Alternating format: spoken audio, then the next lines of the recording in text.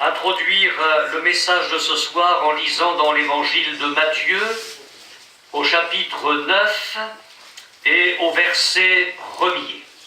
Matthieu, chapitre 9, verset 1er. Jésus, étant monté dans une barque, traversa la mer et alla dans sa ville. Et voici, on lui amena un paralytique couché sur un lit. Jésus, voyant leur foi, dit au paralytique, « Prends courage, mon enfant, tes péchés te sont pardonnés. » Sur quoi quelques scribes dirent au-dedans d'eux, « Cet homme blasphème. » Et Jésus, connaissant leurs pensées, dit, « Pourquoi avez-vous de mauvaises pensées dans vos cœurs? Car lequel est le plus aisé, de dire tes péchés sont pardonnés, ou de dire lève-toi et marche? Or, afin que vous sachiez que le Fils de l'homme a sur la terre le pouvoir de pardonner les péchés, lève-toi, dit-il au paralytique, prends ton lit et va dans ta maison. Et il se leva et s'en alla dans sa maison. Quand la foule vit cela, elle fut saisie de crainte et elle glorifia Dieu qui a donné aux hommes un tel pouvoir. Cet après-midi, nous avons commencé à considérer ensemble les souffrances de Jésus d'une manière très précise, telle que l'Évangile nous en parle en détail. Et nous avons parlé en particulier des souffrances de Jésus de la part de son peuple et de la part des chefs de son peuple. Nous avons dit que la première page de l'évangile de Jean, parlant de Jésus comme de la lumière, dit « Elle est venue chez les siens, et les siens ne l'ont pas reçue. » Et nous avons souligné que cette parole de l'évangile nous parle des souffrances de Jésus, non pas de la part des Grecs, ou des Romains ou des barbares, mais de la part de son peuple. La lumière est venue chez les siens, et ce sont les siens qui ne l'ont pas reçue. Nous avons souligné quelques textes parlant de ces souffrances-là d'une manière générale, et puis nous avons commencé à les considérer d'une manière particulière, soulignant que dès le début de son ministère, Jésus a souffert. Il a affronté la colère, il a affronté de la part de gens de synagogue le désir de le tuer. Jésus a été critiqué parce qu'il mangeait avec les gens de mauvaise vie et il les accueillait. Nous avons vu un certain nombre de textes où l'Évangile nous montre que Jésus était pressé de questions, mais non pas de la part de gens qui étaient honnêtes dans leur démarche, mais qui avaient pour seul désir de piéger Jésus. On a vu d'autres textes où Jésus a souffert de l'incompréhension spirituelle de son peuple. Et puis alors, le déchaînement ouvert, on a traité Jésus de Samaritain, ce qui, dans le milieu juif, était un terme injurieux, et puis ça va aller crescendo. On le traite de fou, on l'accuse de chasser les démons par Béelzébul, le prince des démons. On ira plus loin, on va accuser Jésus d'être possédé par un démon. On ira encore plus loin, on va accuser Jésus d'être possédé de Béelzébul. Et on ira encore plus loin, on l'appellera lui-même Béelzébul. C'est-à-dire qu'on a parlé de Jésus comme s'il était Satan.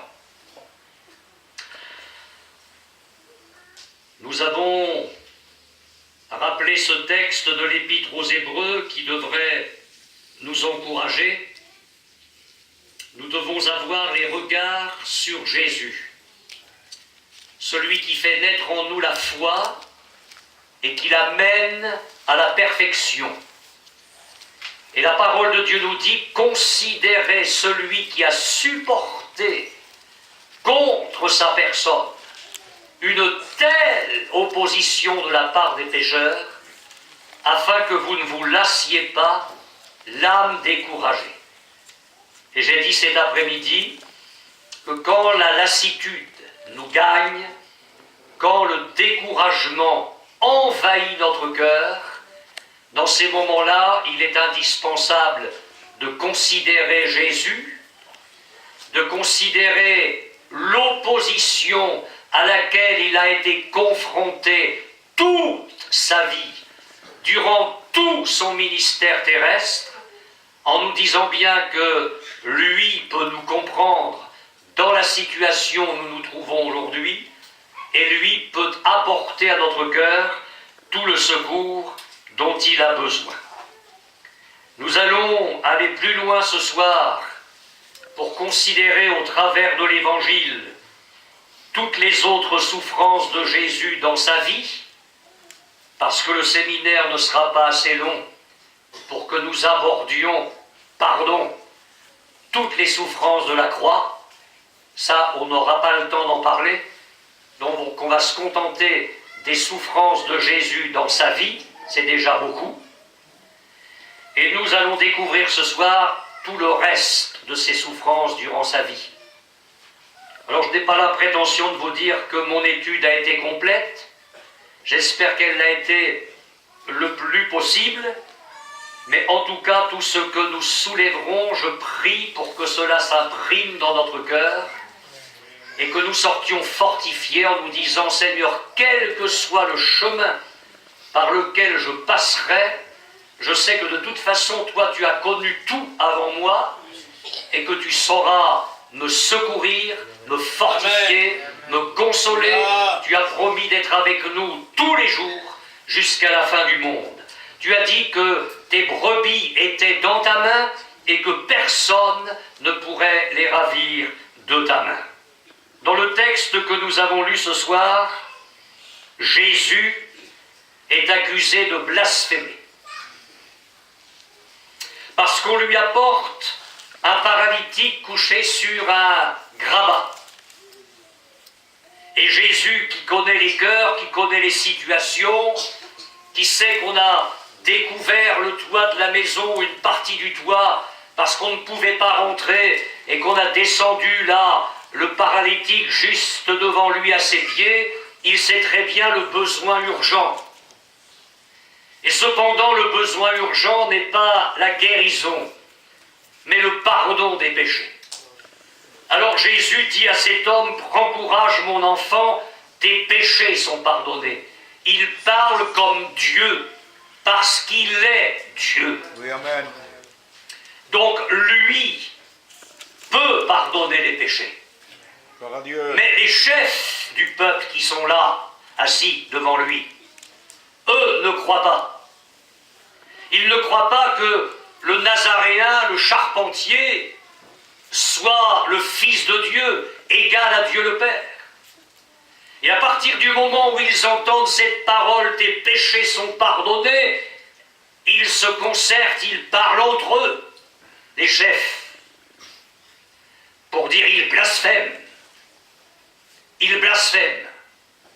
Jésus est là, comme le Fils de Dieu, offrant le pardon, balayant tout le passé d'un homme coupable, et dans quelques secondes, cet homme va se lever entièrement guéri, revigoré dans tous ses membres, et on dit de Jésus, il blasphème. Voyez quelle souffrance pour le Fils de Dieu. Le texte parallèle dans Matthieu 2, versets 6 et 7 dit « il y avait là quelques scribes qui étaient assis et qui se disaient au dedans d'eux, comment cet homme parle-t-il ainsi? Il blasphème.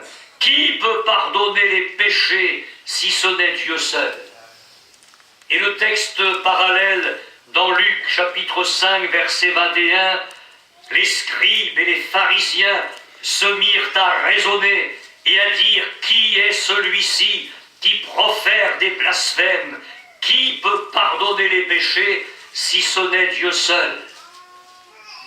On aurait souhaité que ce soit une réunion magnifique, un homme pardonné, un homme miraculé, mais en fait c'est une réunion truffée de raisonnements, de mauvaises pensées, d'incrédulité quant à la divinité de Jésus.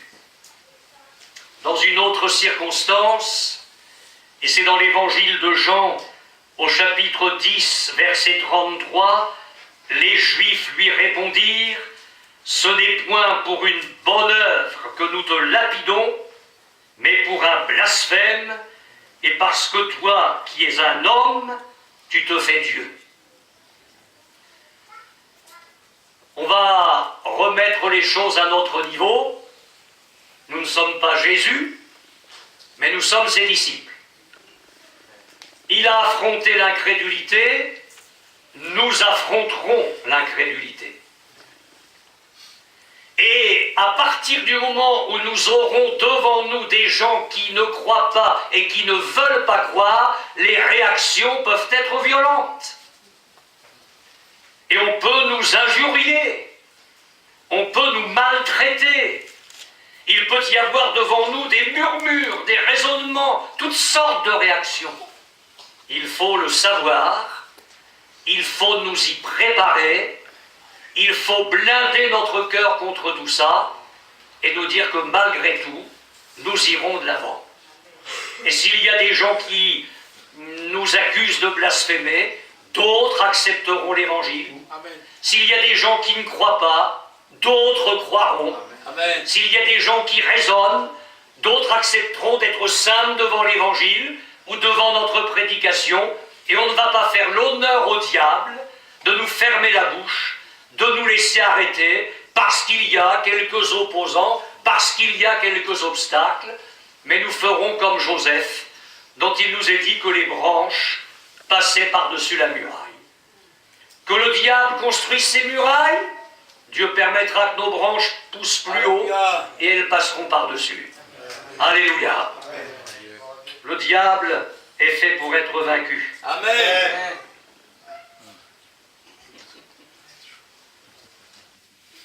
Le Seigneur Jésus, c'est dans Luc 19, 45, 46, entre dans le temple. C'est le bazar. Il y a des changeurs de monnaie avec leurs tables, des bœufs, des brebis, des pigeons. C'est le souk. On a transformé la maison de Dieu en marché, en caverne de voleurs. Et il me semble qu'il y a dans ce texte une colère prophétique de l'agneau. L'évangéliste Luc nous dit, il entra dans le temple et il se mit à chasser ceux qui vendaient, leur disant, il est écrit, ma maison sera une maison de prière, mais vous, vous en avez fait une caverne de voleurs. Vous imaginez la souffrance de Jésus de voir la profanation de ce qui était sacré. Il vient comme le Fils de Dieu. Il sait tout ce que représente le temple, ce qu'il va en advenir dans quelques courtes années avec les Romains, mais ce qu'il redeviendra beaucoup plus tard de glorieux, et c'est à venir. Et là, il est au milieu des siens. Et les siens ont transformé ce qui devait être et rester une maison de prière en caverne de voleurs. Quelle souffrance pour Jésus! Alors il fait un fouet, il renverse les tables, les pièces tombent, les pigeons s'envolent, les brebis, tout ça, ça bouge en tous les sens. Vous imaginez le remue-ménage, mais il est en train de remettre de l'ordre dans la maison.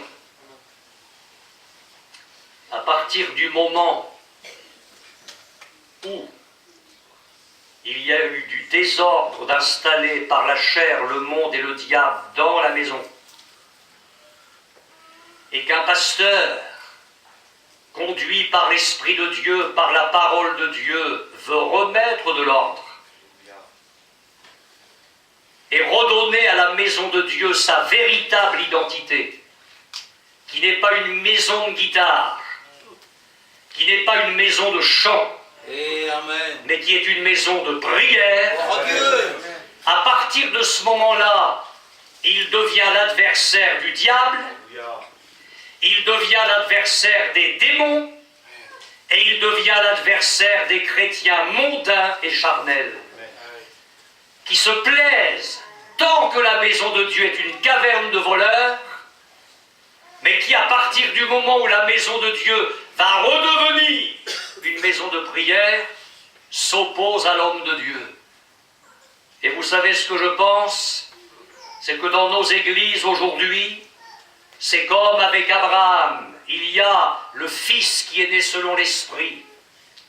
Il y a le Fils qui est né selon la chair.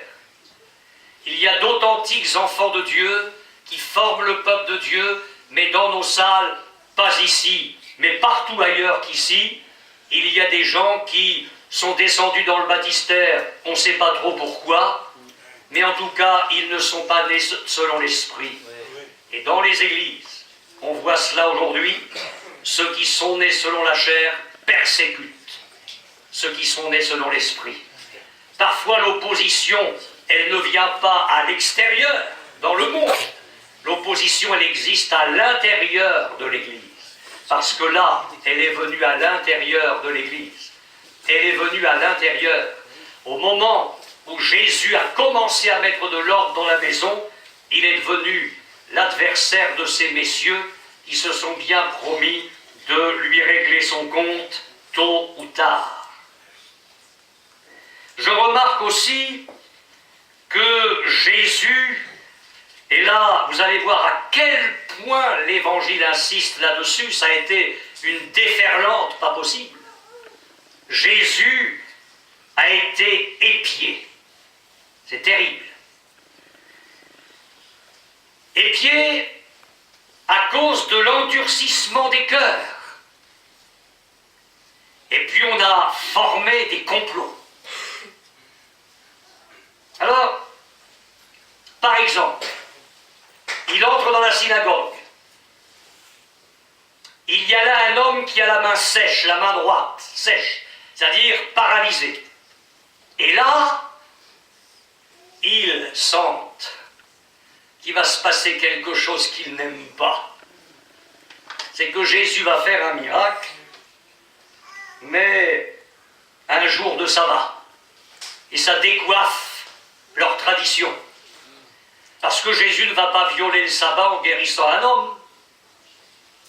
Alors écoutez bien, imaginez la scène. Jésus est dans la synagogue, il y a l'homme à la main sèche qui est là, et qu'est-ce qui se passe? Ils observaient Jésus. Imaginez. Moi j'imagine facilement bien ça. Ils observaient Jésus. Non pas pour se dire, il va guérir cet homme, quel bonheur pour cet homme, quelle gloire pour le Père Céleste. Non. Ils observaient Jésus pour voir s'il le guérirait le jour du sabbat, c'était afin de pouvoir l'accuser. Et vous savez quoi? Jésus connaît vos pensées pendant que je prêche. Ouais, moi je ne sais pas, et vaut mieux. Mais Jésus, lui, sait.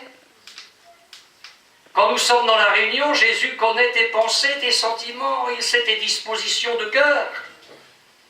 Et là, ils observaient Jésus pour voir ce qu'il allait faire, dans le but de l'accuser. Et Jésus, qui sait tout, l'Évangile nous dit alors, promenant ses regards sur eux avec indignation et en même temps affligé de l'endurcissement de leur cœur, il dit à l'homme, « Étends ta main ». Il lui demande ce qu'il ne peut pas faire. C'est quoi l'Évangile? C'est quoi mon Évangile? C'est l'Évangile de l'impossible. C'est l'Évangile du surnaturel. Jésus te demande de faire ce que tu ne peux pas faire. Quand Jésus demande à un homme dont la main est paralysée d'étendre sa main, il ne se moque pas de lui. Il n'entend pas le ridiculiser devant tout le monde. Il lui donne un ordre parce que ce que lui, cet homme-là, ne peut pas faire, s'il obéit à l'ordre de Jésus et qu'il croit que Jésus ne se trompe jamais, il va pouvoir le faire. Et au moment où cet homme entend cette parole de Jésus, étends ta main, et il le fait dans un acte de foi, il peut l'étendre, et sa main redevint saine comme l'autre. Et là, on se dit, bon, quand même, qu'ils aient eu de mauvaises dispositions au début de la réunion. Mais la réunion est tellement bénie. La puissance de Dieu s'est manifestée. Il y a eu une formidable délivrance pour cet homme, un secours divin. Enfin, il retrouve sa main normale, son bras paralysé peut se mouvoir à nouveau. Quel bonheur pour cet homme, on va se réjouir avec lui. Pas du tout. Mais pas du tout. Les pharisiens sortirent et aussitôt ils se consultèrent avec les Hérodiens sur les moyens de le faire périr. Nous ne serons pas persécutés forcément uniquement parce que nous commettrions des erreurs de disciples. Savez-vous que nous pouvons être persécutés parce que Dieu fera de belles choses avec nous, au travers de nous. Et il ne faut pas s'attendre à ce que tout devienne rose parce que Dieu nous bénira et qu'au travers de nous, se servant de nous, Dieu pourra faire du bien. Nous rencontrerons aussi des difficultés. Le texte parallèle dans Matthieu dit ceci. Ils demandèrent à Jésus, est-il permis de faire une guérison le jour du sabbat? C'était afin de pouvoir l'accuser. Et alors, le miracle a lieu quand même, parce que Jésus ne se laisse pas arrêter comme ça. Les pharisiens sortirent, et ils se consultèrent sur les moyens de le faire périr. Je vous lis le texte parallèle dans Luc. Les scribes et les pharisiens observaient Jésus pour voir s'il ferait une guérison le jour du sabbat. C'était afin d'avoir sujet de l'accuser. Et à la fin de la réunion, ils furent remplis de fureur. Mais c'est bien de lire les mêmes récits dans les différents évangiles, parce qu'il y a des compléments. Ils furent remplis de fureur, et ils se consultèrent sur ce qu'ils feraient à Jésus. On aurait tellement aimé que la réunion se termine dans une note positive unanime, que tous les assistants se réjouissent, mais pas du tout. Bien. Enfin, on se dit, bon, d'accord, ce n'était qu'une guérison d'une main sèche. Hein. Alors, peut-être que s'ils voient des choses plus grandes, ça va changer. Ben, je ne sais pas s'ils ont pu voir quelque chose de plus grand que la résurrection de Lazare. Parce que là, moi je veux bien qu'il y ait des choses plus grandes encore dans l'Évangile, mais enfin, là quand même, un homme dans le sépulcre, depuis 4 jours, bon, il n'est pas dans un congélateur, on est en Israël, avec la température d'Israël. Le corps se décompose, il sent mauvais. D'ailleurs, quand Jésus demande de rouler la pierre, une des sœurs du mort dit mais tu n'y penses pas, il y a 4 jours qu'il est là, il sent mauvais. Mais là encore, Jésus ne se trompe jamais. Alors, il prononce 2 mots. Lazare, sors. Et un homme de Dieu il a dit Lazare, sors. Il aurait pu dire simplement sors, mais s'il l'avait dit que sors, tous les morts seraient sortis. Alors ça, c'est cet homme de Dieu qui le disait un jour en prêchant. Mais Jésus dit Lazare, sors. Et le mort sort. Alors bon, il y a encore du travail à faire après, hein. Tout ne se fait pas à la conversion, hein. Tout ne se fait pas à la sortie du baptême, hein. Enfin, vous comprenez ce que je veux dire. Mais Lazare sort, mais bon, il sort avec les bandelettes, partout, il marche comme ça. Bah oui, il marche pas bien, bah laissez-le quand même sortir un peu, donnez-lui un petit peu de temps. D'ailleurs, si vous trouvez qu'il marche pas bien, déliez-le, c'est pas Jésus qui l'a fait. Oui, il donne la vie, et après c'est les autres qui délient. Il faut continuer le travail. C'est ces disciples qui ont délié les choses. Nous avons à méditer là-dessus, je crois. Plutôt que de critiquer ceux qui marchent encore avec leurs bandelettes. Non? Oui. Alors on se dit, bon, là, Lazare est vivant, il est sorti, ça va être formidable. On voudrait quelques-uns d'entre eux, pas tous heureusement, allèrent trouver les pharisiens et leur dire ce que Jésus avait fait. Vous ne savez pas? Ah mais c'est la dernière. Vous connaissez la dernière? Il a ressuscité un mort. Puis pas sur la civière, hein, comme Anaïn, hein. Pas dans la chambre comme la fille de Jairus. Là, Lazare, vous savez, le gars de Béthanie, là, Lazare, 4 jours dans le sépulcre, il est vivant, il a ressuscité. Qu'est-ce qu'on fait?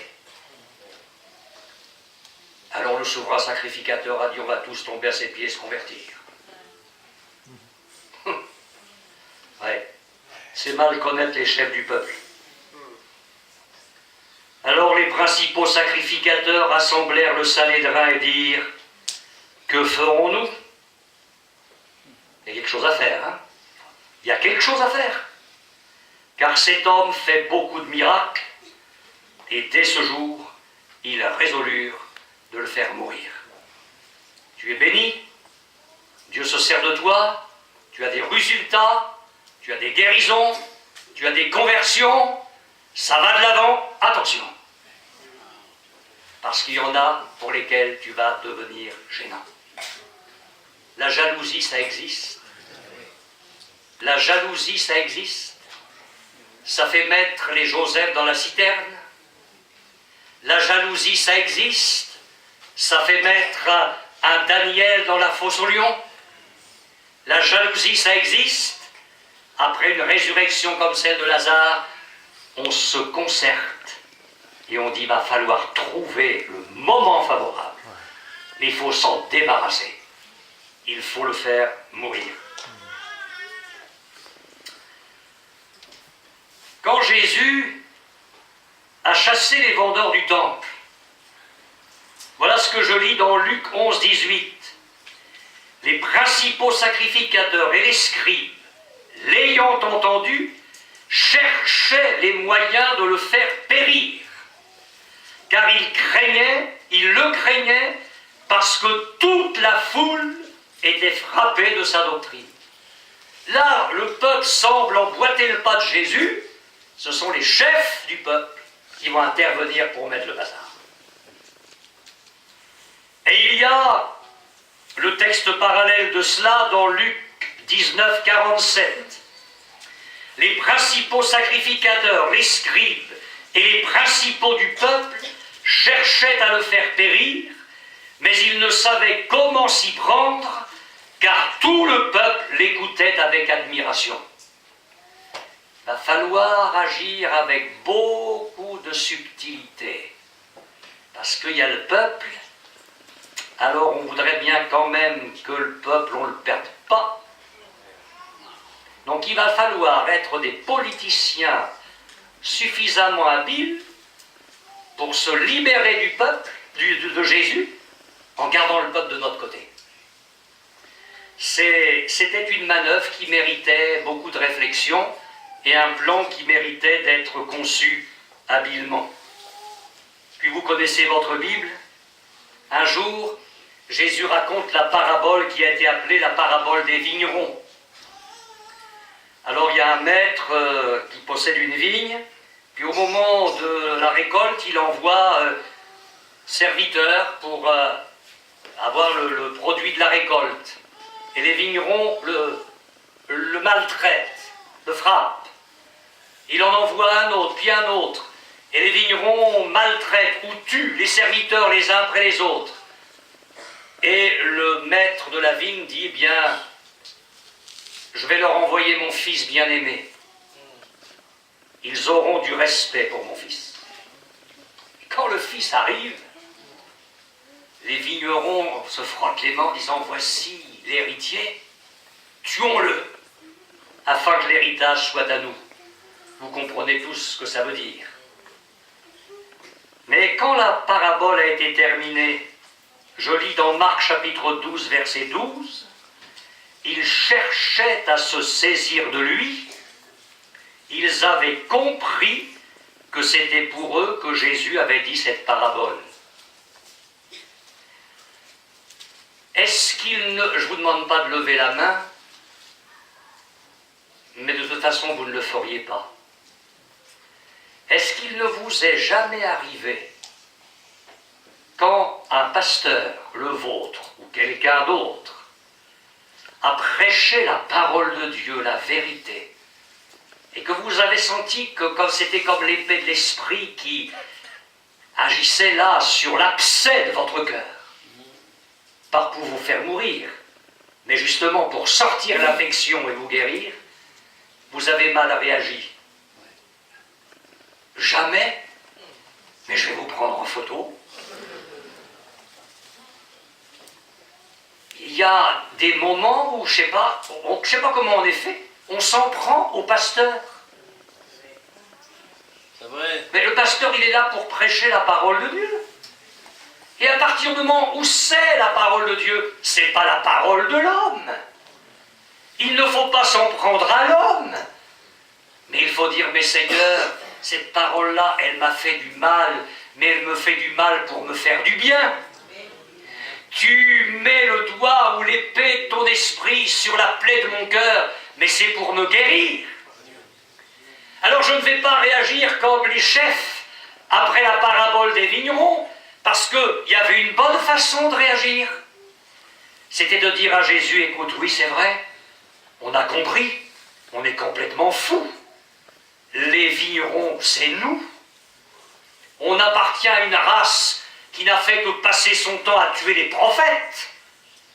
Tu nous en as envoyé, et le peuple a passé son temps à tuer les prophètes, à lapider ceux que tu envoyais.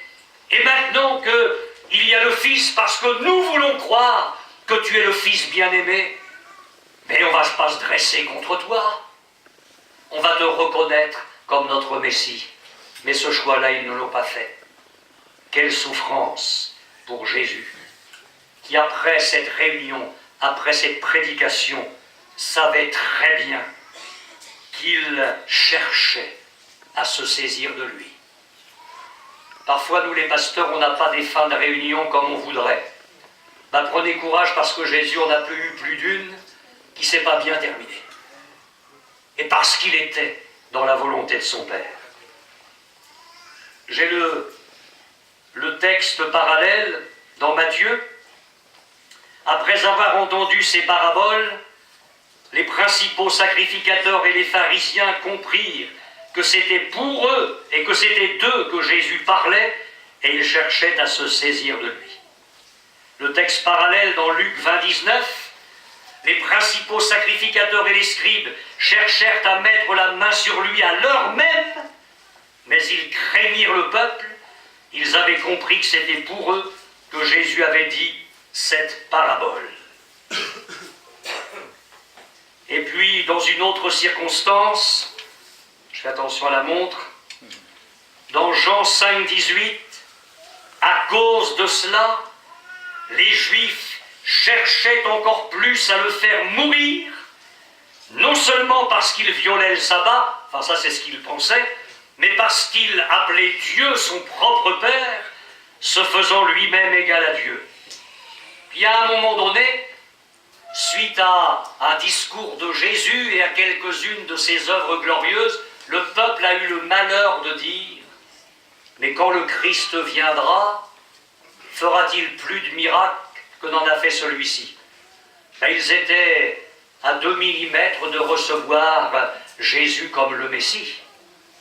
Oh, quand des gens commencent à dire du bien de vous en vrai, non pas quand ce sont des flatteurs, des hypocrites, mais quand les gens disent du bien de vous en vrai, ou là ça craint.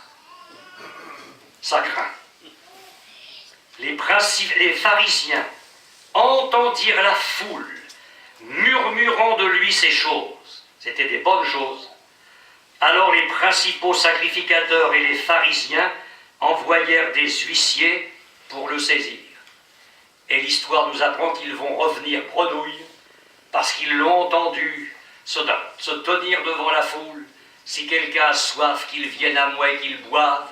Celui qui croit en moi, comme dit l'Écriture, des fleuves d'eau vive couleront de son sein. Et ils reviennent, les chefs, les principaux disent alors, et lui il est où? Jamais homme n'a parlé comme cet homme. Oui. Alléluia. Je lis encore. Quelques-uns d'entre eux voulaient le saisir, mais personne ne mit la main sur lui. Je lis encore Jean 10, 39. Là-dessus, ils cherchèrent encore à le saisir, mais il s'échappa de leurs mains. C'est constamment, c'est constamment, c'est constamment. Jésus souffre en permanence. Il exerce son ministère au sein de la souffrance permanente. C'est une opposition constante. Il est l'homme de douleur.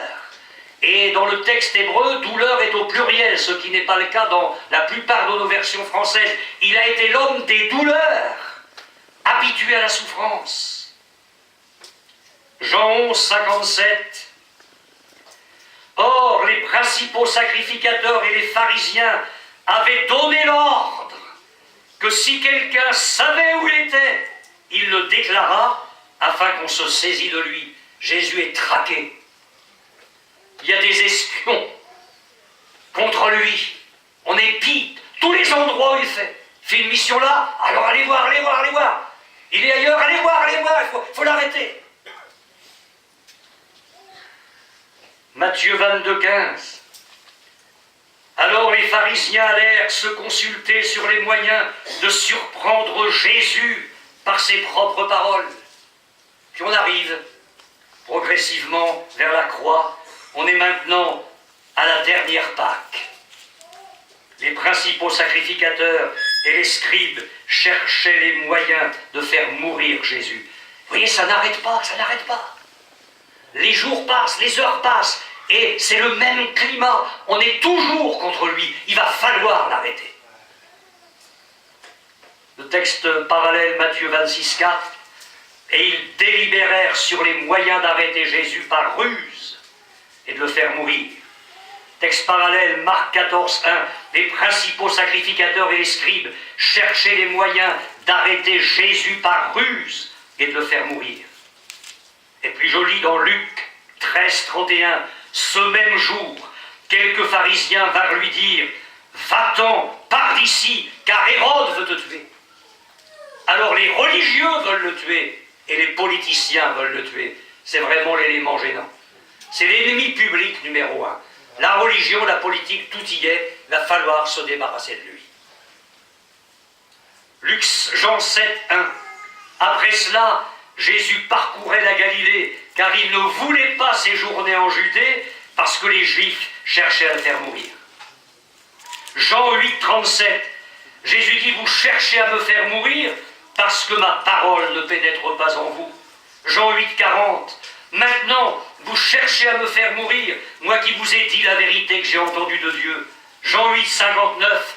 Là-dessus, ils prirent des pierres pour les jeter contre lui, mais Jésus se cacha et il sortit du temple. Jean 10, 31. Alors les Juifs prirent de nouveau des pierres pour le lapider. Jean 11, 8. Les disciples lui dirent, Rabbi, les Juifs, tout récemment, cherchaient à te lapider, et tu retournes en Judée?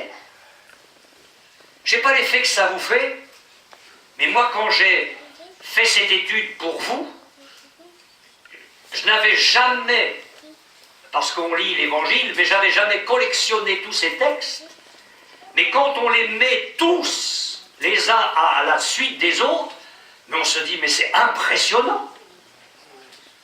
La vie de Jésus a été une vie de souffrance, tout le temps. Je ne sais pas si vous l'aviez remarqué. Nous, on est intéressés par la guérison de celui-ci, le miracle de celle-là, le prodige sur le lac, etc. Mais il n'y a pas que ça. Tout ça, ça s'est fait, j'allais dire, dans un lit de souffrance. C'est comme un fleuve de souffrance qui coule, et Jésus est là, dans le lit de ce fleuve en permanence. Et c'est pourquoi la Bible me dit, considère celui qui a supporté contre sa personne une telle opposition de la part des pécheurs, afin que tu ne te lasses pas et que ton âme ne soit pas découragée. Si vous me supportez encore quelques minutes, mais j'en ai. Non, mais c'est fou, c'est fou. Jésus a souffert face à l'incrédulité et à l'impénitence. Devant lui, il n'a pas eu que des gens repentants. Quelle souffrance pour lui quand il a affronté l'incrédulité et l'impénitence des gens. Regardez, dans son propre village à Nazareth, Marc 6, 4 à 6, Jésus leur dit, « Un prophète n'est méprisé que dans sa patrie, parmi ses parents et dans sa maison, et il ne put faire là aucun miracle, si ce n'est qu'il imposa les mains à quelques malades et les guérit. Mais nous, si on avait une réunion ce soir que j'impose les mains à quelques malades et qu'ils soient guéris, on trouverait ça extraordinaire. Mais la Bible dit que c'est une catastrophe. Parce que ce n'est pas quelques miracles que Jésus voudrait faire, mais c'est donner sa grâce à profusion. Et là, il n'a rien pu faire. Et cette phrase m'humilie, sinon qu'il apposa les mains à quelques malades et qu'il les guérit. Et nous, si on a quelques guérisons dans une réunion, mais la France entière le sait 48 heures après. Et le bonhomme dont Dieu s'est servi, il a son carnet plein pour 3 ans. C'est vrai ou c'est pas vrai? Oui, vous savez que c'est vrai. Marc 8, 11, 12. Les pharisiens survinrent, se mirent à discuter avec Jésus, et pour l'éprouver, lui demandèrent un signe venant du ciel. Vous n'en avez pas assez vu? Non mais, on croit qu'on cauchemarde là. Ils viennent lui demander un signe venant du ciel pour croire, alors que sa vie a été une vie de miracles et de guérison.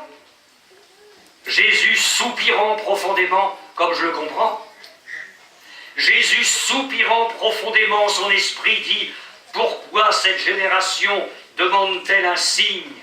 Je vous le dis en vérité, il ne sera point donné de signe à cette génération. » Luc 11, 16, et d'autres, pour l'éprouver, lui demandèrent un signe venant du ciel. Regardez bien l'incrédulité. Luc 7, 39, le pharisien qui l'avait invité, il aurait mieux fait de ne pas l'inviter, parce que quand on a des dispositions de cœur comme ça, il vaut mieux laisser Jésus là où il est. Hein. Si tu l'invites, c'est pas pour être comme tu es. Le pharisien qui l'avait invité, voyant cela, vous savez, c'est la femme qui pleure, la femme pécheresse qui pleure aux pieds de Jésus. Voyant cela, dit en lui-même, si cet homme était prophète, il connaîtrait. Jésus rencontre de l'incrédulité et de l'impénitence. Luc 7, 49. Ceux qui étaient à table avec lui se mirent à dire en eux-mêmes, qui est celui-ci qui pardonne même les péchés? C'est toujours à propos de cette femme pécheresse. Matthieu 21, 32. Jean est venu à vous dans la voie de la justice, et vous n'avez pas cru en lui. Mais les publicains et les prostituées ont cru en lui, Et vous qui avez vu cela, vous ne vous êtes pas ensuite repentis pour croire en lui. Jésus s'adressait aux chefs religieux. Quelle souffrance pour Jésus de voir l'incrédulité et l'impénitence de ces gens. Luc 7, 30, les pharisiens et les docteurs de la loi, en ne se faisant pas baptiser par lui, ont rendu nul à leur égard le dessein de Dieu. La souffrance de Jésus dont je vais parler maintenant est la souffrance de bien des serviteurs de Dieu. Des gens bénis, mais qui se contentent d'être bénis. Pour eux, l'évangile, Jésus, c'est un parachute de secours. Oui.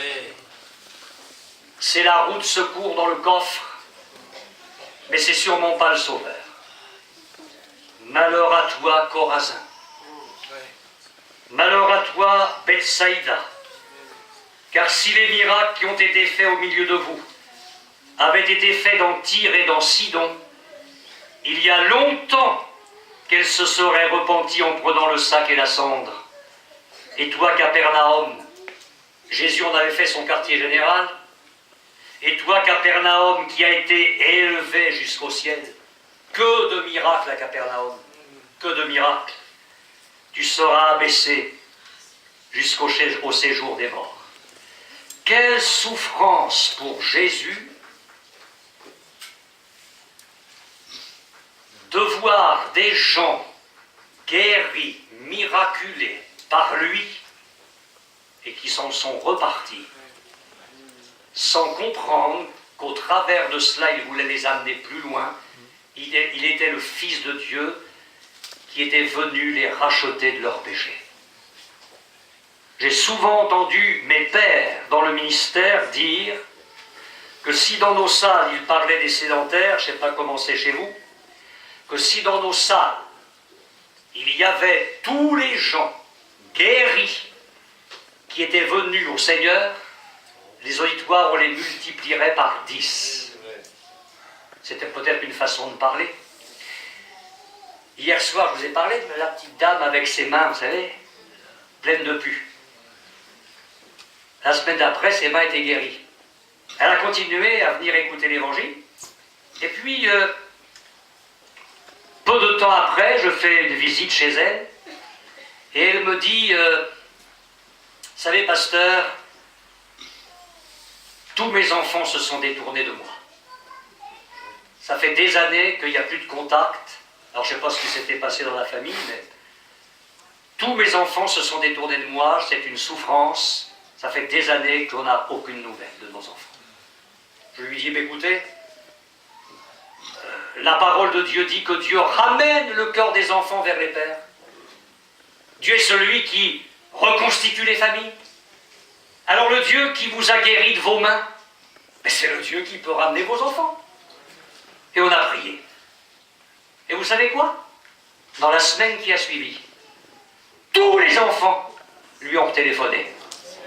Ils ont tous repris contact. Je ne sais pas, vous devriez dire Alléluia plus fort que ça. Amen. Amen.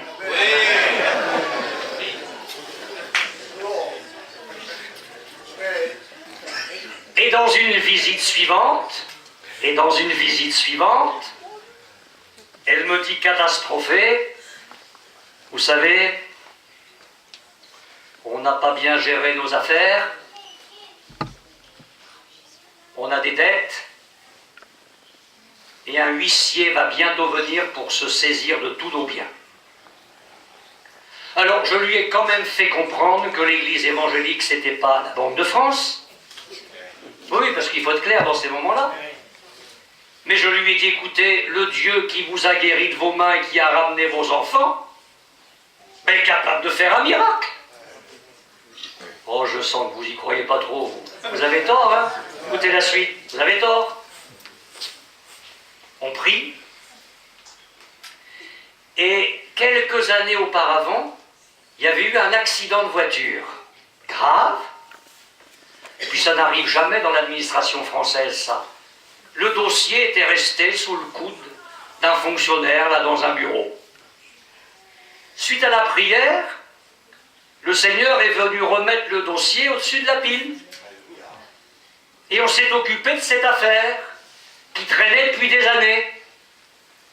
Et une somme d'argent très confortable est arrivée à la maison. On a épongé toutes les dettes et l'huissier n'est jamais venu. Ah, vous dites Amen un peu plus fort. C'est plus facile de dire Amen après le miracle qu'avant, hein? Et vous savez quoi pour la femme? On l'a jamais revu. Quelle souffrance! Quelle souffrance pour nous! Quand on voit ça, on se dit, elle va venir, elle va donner sa vie à Jésus. Ben non. C'est ce que Jésus a connu. Alors quand tu connais ça dans ton ministère, je ne dis pas qu'il faut que tu te réjouisses, mais il faut que tu te dises, il est passé par là aussi. Quand tu connais ça dans ton témoignage, tu as l'impression que tu vas, ça y est, tu vas ferrer le poisson. Puis je ne sais pas ce qu'il lui prend au poisson au moment où il va mordre dans l'hameçon, il s'en va. Quelle déception pour le pécheur d'homme. Je pourrais vous parler de cet homme qui est venu un vendredi soir dans notre église. C'était pas une réunion d'évangélisation, c'était une étude biblique. Cet homme n'en avait plus que pour 15 jours à vivre. Il était atteint d'un cancer généralisé des os. Sa femme le savait.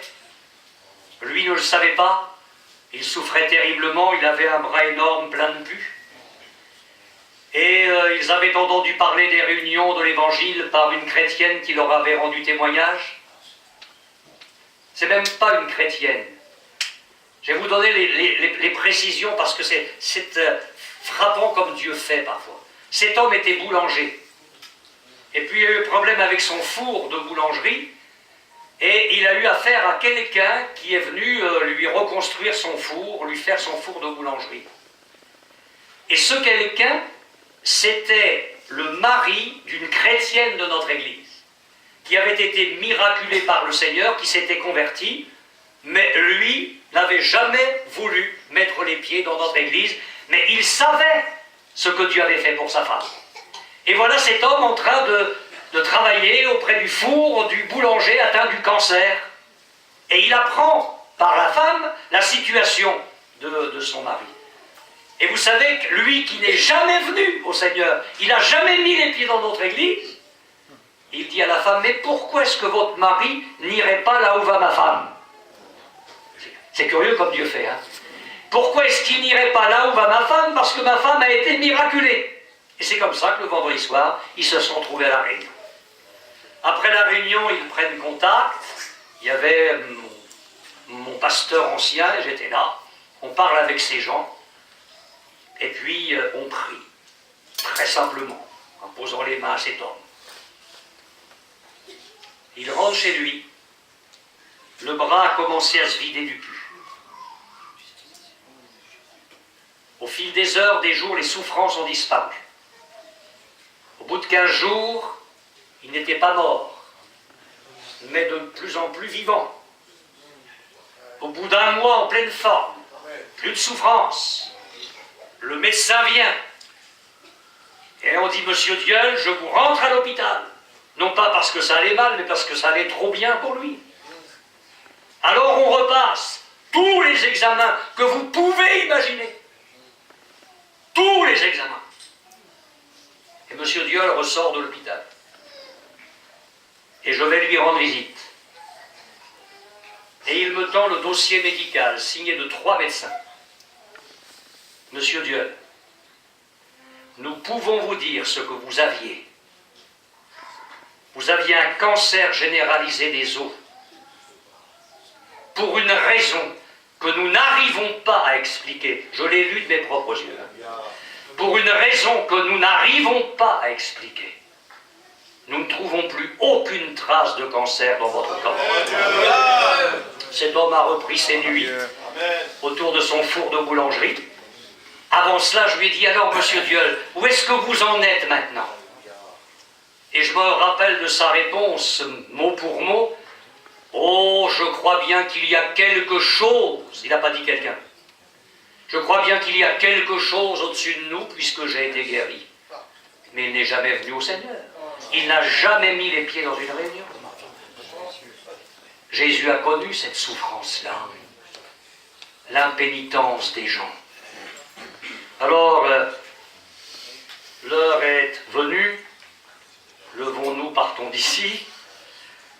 Le temps me manque pour vous parler de Jésus persécuté, les murmures, le refus de venir à lui, Jésus considéré comme un indésirable, persona non grata, l'indignation des chefs religieux devant les choses merveilleuses qu'il faisait, ses disciples injustement accusés, rappelez-vous les épis de blé, l'opposition aux envoyés de Dieu, Jérusalem, Jérusalem qui tue les prophètes.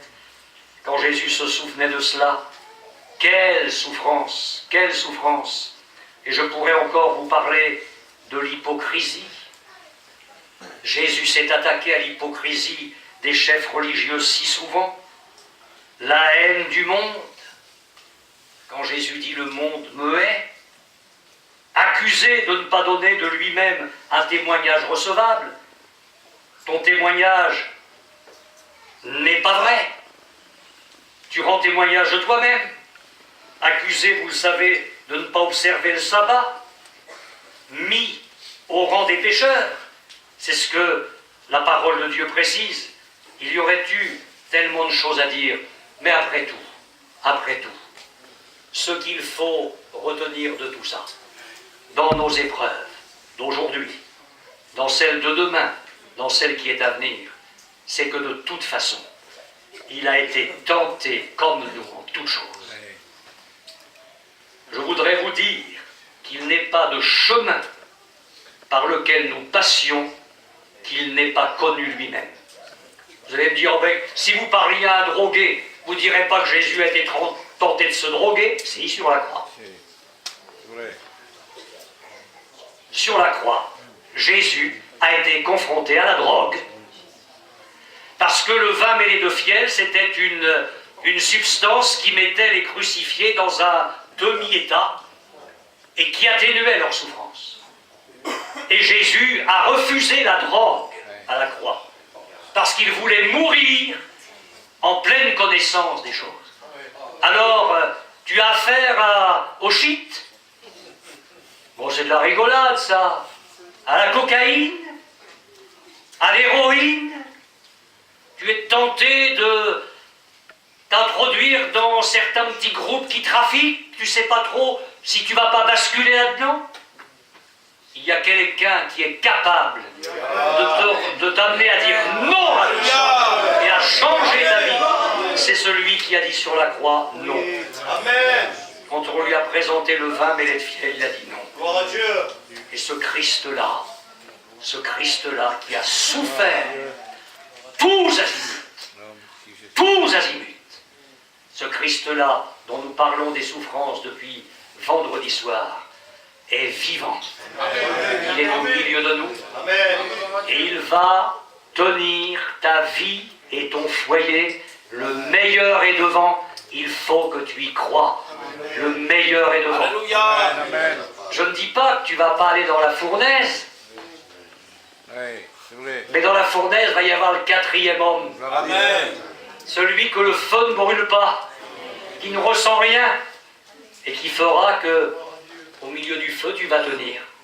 C'est curieux, on lui en fait voir et il est toujours là. Alléluia. Et vas-y, chauffe la fournaise 7 fois plus, vas-y. Tu perds ton temps. Parce qu'il est avec moi. Il est avec moi. Alors si demain vous montez dans le Gard avec un cœur rempli de joie à cause de lui, parce que vous vous dites, mais le Christ des souffrances, c'est ce Christ-là qui va être avec moi, chantez pas trop fort parce que j'aurais quand même dormir un peu sur le chemin du retour dans le Gard, mais je comprendrai la joie que vous avez dans le cœur. Jésus est merveilleux. Amen. Notre Jésus est merveilleux. Même sur son chemin de souffrance, il est magnifique. À lui soit toute la gloire. Amen. Nous allons nous recueillir et l'un des frères désignés pour conduire la réunion va prendre la suite.